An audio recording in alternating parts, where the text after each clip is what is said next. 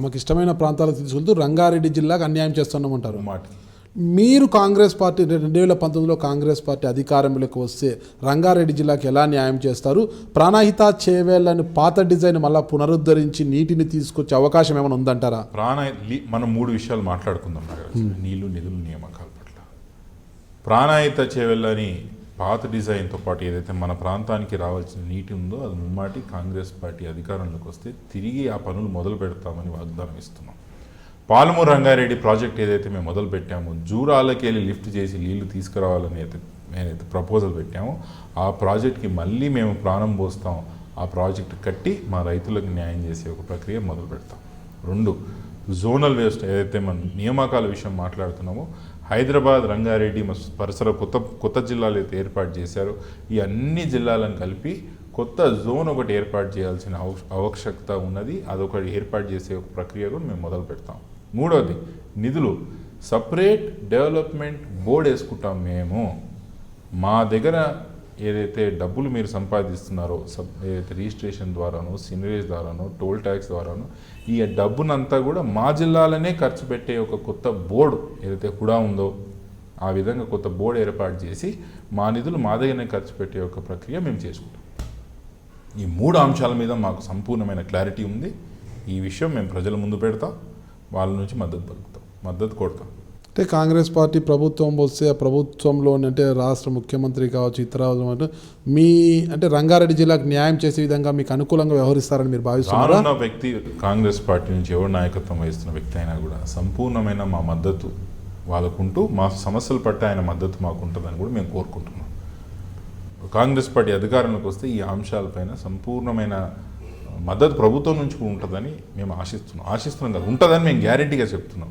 లేని పక్షాన ప్రభుత్వం ఏదైనా సరే, పార్టీ ఏదైనా సరే సమస్యల పట్ల కొట్లాడాలని క్లియర్ అజెండాతో ఉన్నవాన్ని ఎవరినైనా కూడా గట్టిగా కొట్లాడి మా సమస్యల పట్ల న్యాయం జరిగేలా చూస్తాం.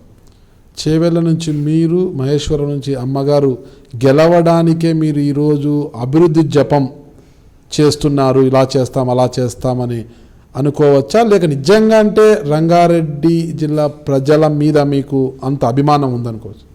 మాకు సమాజంలో స్థానం కల్పించింది రంగారెడ్డి జిల్లా ప్రజలన్న. ఈరోజు మా నాన్నగారు ఏదైనా కానీ, మా అమ్మ ఏదైనా, నేను ఏదైనా కూడా నాకు ఎంతో సమాజంలో స్థానం కల్పించిందంటే మా జిల్లా ప్రజలు, ముఖ్యంగా మా చేవెళ్ళ ప్రాంత ప్రజలు. వాళ్ళ మీద ముమ్మాటికి మాకు తెలియని అభిమానం అయితే నాకుంది. నా కొడుకు కూడా మా అమ్మ ఎక్కడికన్నా జిల్లాలో పోతుంది, ఏడికి చేవెళ్ళలో పోతున్నావు అంటాడు 3 ఏళ్ళు. సో అట్లా మాకు అభిమానం ఉంది. నా కూతురైనా కూడా అదే. పిల్లలకు మనం అభిమానం లేదు నేర్పలేము. మాకు అభిమానం ఉంది కాబట్టి మేము చేవెళ్ళలో పోతున్నాం. రాజకీయ అవసరాల కోసం కాకుండా నిజంగా అంటే ఉంది. వాస్తవంగా ఒకసారి మీరు గమనించాలా, మా అమ్మగారు ఇప్పుడు మహేశ్వరం నుంచి ప్రాతినిధ్యం వహించాలని కోరుకుంటుంది, వహించవచ్చు రేపు భవిష్యత్తులో. మహేశ్వరానికి చేవెళ్ళకి సంబంధం లేదు. సో నేను పదే చేవెళ్ళ జపం చేయాల్సిన అవసరం కూడా లేదు. రాజకీయంగా స్వలాభం కోసమే కావాలనుకుంటే అట్లని చెప్పి నేను ఎంపీ కావాలని కూడా భజన చేయాల్సిన లేదు. నా మీద గెలిచిన ఎంపీ కరెక్ట్గా 8 నెలల ముందు బయటకు వచ్చిండు.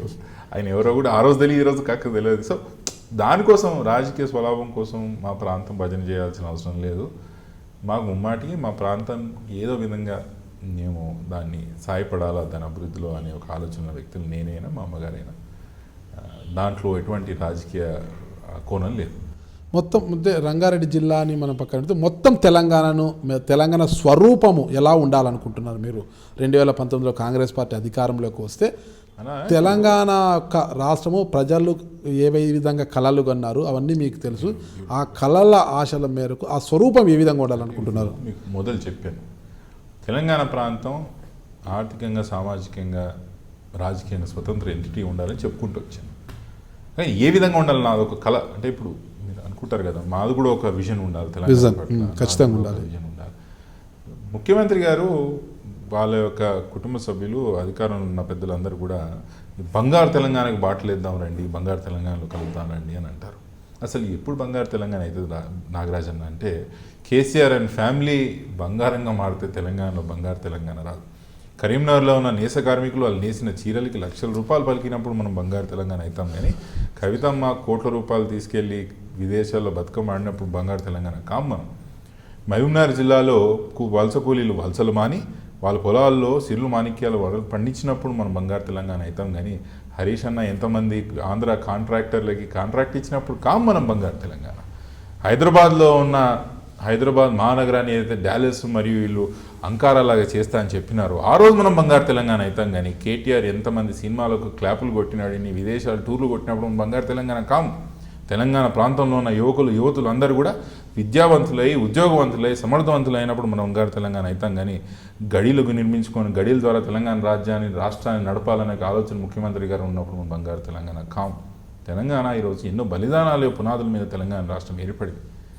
ఈరోజు ఆత్మహత్యలు చేసుకున్న పిల్లల జీవితాలు ఒకసారి ఆలోచన చేయండి. ఎందుకు ఆత్మహత్యలు చేసుకున్నారని కూడా ఆలోచన చేయండి.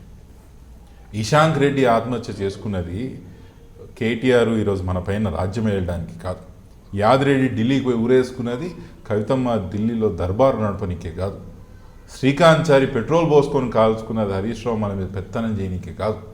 ఇంతమంది 1500 మంది విద్యార్థులు యువకులు ఆత్మహత్య చేసుకున్నది కేసీఆర్ అండ్ ఫ్యామిలీ తెలంగాణని ఒక చిన్న రాజ్యంలాగా మార్చుకొని రాజ్యం వెళ్ళడానికి కాదనే విషయం తెలంగాణ సమాజం తెలుసుకోవాలి. నాగరాజన్, ఆ సమయం ఆసన్నమైంది. మీరు చూస్తున్నారు ఐ డ్రీమ్ న్యూస్ని. మీరు చూస్తున్నది ఐ డ్రీమ్ న్యూస్. అంటే కళలని నిజం చేస్తూ ప్రజలకి నిజాలని కళల ద్వారా తీసుకొచ్చే ఐ డ్రీమ్కి మై బెస్ట్ విషెస్. మీరు చూస్తున్నది ఐ డ్రీమ్ న్యూస్. మీరు చూస్తున్నారు I dream channel. For more videos please subscribe I dream. మరిన్ని వీడియోల కోసం ఐ డ్రీమ్ని సబ్స్క్రైబ్ చేయండి. Please subscribe I dream. And I'm very much satisfied with the way interview went on. Kindly subscribe to I Dream. For more videos, subscribe to iDream. And loads of fun entertainment and content. Do watch I Dream.